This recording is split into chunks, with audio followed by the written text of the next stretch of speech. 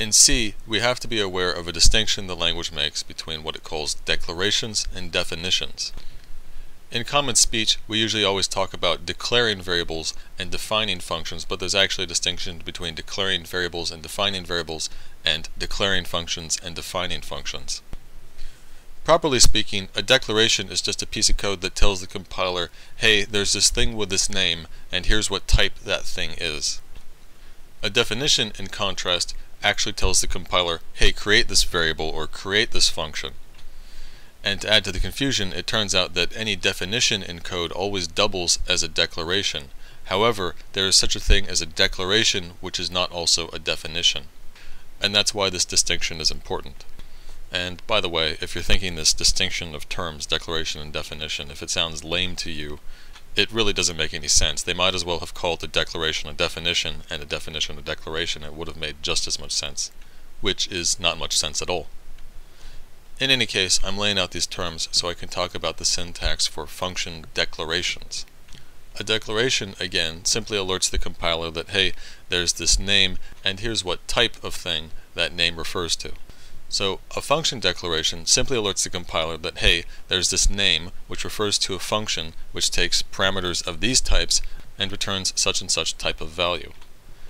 And because a function declaration isn't creating any actual function, we don't have to give the parameters any names. They're just irrelevant. The compiler just needs to know the types of the parameters. Now, when it comes to the syntax for a function declaration, the way it works is that the parentheses in which you list the parameters, separated by commas, those parentheses you should think of as an operator, just like the subscript operator and the asterisk operator operate upon the name in a declaration. And like the subscript operator, the parentheses are postfix and they have a higher precedence than the asterisk. And just as usual, you can use additional parentheses to subvert the normal order of precedence. And unfortunately, that means we have a double meaning of parentheses in a declaration. Sometimes a pair of parentheses is a parameter list, and sometimes they're just there to subvert the normal order of precedence. So to help you avoid this confusion in the examples, I'm going to put the parentheses of a parameter list always in orange. So now let's look at a few examples. Here, the name of the thing being declared is foo, and it has one operator operating upon it, a pair of parentheses, and in those parentheses are listed two parameters, first an int and then a char. So this is a function taking an int and a char, and then we continue reading the rest of the declaration, which in this case is just an int. So this is a function taking int char and returning an int. In the next example, again, foo is first operated upon by a pair of parentheses, and because the parentheses are empty, it specifies a function that takes no parameters. And then to determine the return value of this function, we read the remaining operators. And here we have an asterisk, so this is a function returning a pointer to an int.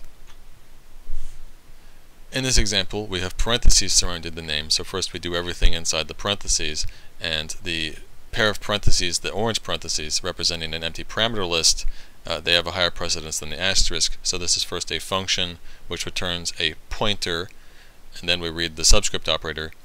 So this is a function returning a pointer to an array size 7 of ints. So again, the system here is just as it was before, except we've added another operator. So we read the operators in the correct order, and for every parameter list operator, we say function. For every subscript operator, we say array, and for every asterisk, we say pointer. If you read the declaration and write those words in order, you just need to connect them using the right words. And after you write function, you should always write returning, and then after a pointer, you should always write to, and then after array, you always write of. So this is a function returning a pointer to an array of ints. The only further complication here is that when the parameter list is not empty, we have to list the parameters. So like in this top example, we should insert the phrase taking between function and returning, and next to it list the parameters. So we say a function taking int char and returning an int. Now, in the case of arrays and pointers, we said you can always take any type and make it into an array, and you can take any type and make it into a function. However, when we introduce the parameter list operator into these declarations, there are then combinations of the three operators which create types which don't exist, which aren't legal. So here, for example, this declaration is saying that foo is a function that takes no parameters and returns an array size 7 of pointers to int. The problem is that functions can't return arrays, therefore this isn't a legal declaration. Along similar lines, in this example, we're declaring a thing named foo, which is an array size 7 of functions which return pointers to ints. The problem here is that there's no such thing as an array of function, so this isn't a legal declaration. While you can't have arrays of functions, you can have pointers to functions.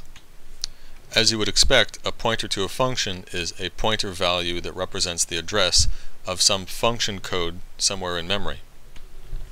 Function pointers are useful because, as we'll see in a moment, it's possible to invoke a function via a pointer to that function rather than just using the name. First, though, let's look at a few examples of declaring some pointers to functions. There's no special rules for this, we just use the operators in the proper way to form the right kind of type. So here, for instance, we're declaring foo to be a pointer to a function returning an int. The parentheses here subvert the order of precedence such that we read the asterisk first before we read the parameter list parentheses. In this example, first it is an array size 6 of pointers to a function returning an int. Again, we have to use parentheses to subvert the order of precedence. And lastly here, foo is declared to be a pointer to an array size 6 of functions returning int. But this isn't legal because, again, there's no such thing as an array of functions, so we can't have a pointer to an array of functions. Now, it turns out that in C, the name of a function which you have defined, the name itself is actually a pointer to function value. So, in fact, the correct way to think about the syntax of a function call is that a set of parentheses which contains a list of arguments is used as an operator, a postfix unary operator that follows a pointer to function expression. 99% of the time, that expression is just going to be the name of a function, but it could be any expression that evaluates into a pointer to function value. So here, for example, we're declaring a variable p, which is of type pointer to function, and that function has no parameters and returns an int. And so, assuming that foo itself is a function which takes no parameters and returns an int, then we can assign foo to that pointer p. Because p now points to the function foo, if we invoke p, it's the same as invoking foo. When we invoke a function pointer, we're invoking the function that it points to. Another peculiarity of function names is that when you use the reference operator on the function name, it simply returns the same pointer to function which the name itself represents. So in fact, the reference doesn't really do anything. Another oddity with function pointers is that when you dereference a function pointer, what you get back is the same function pointer. This makes sense because there's no such thing as a function value. A function is not a value. There's no expression in C which is going to return a value representing a function. There are only such values as pointers to functions.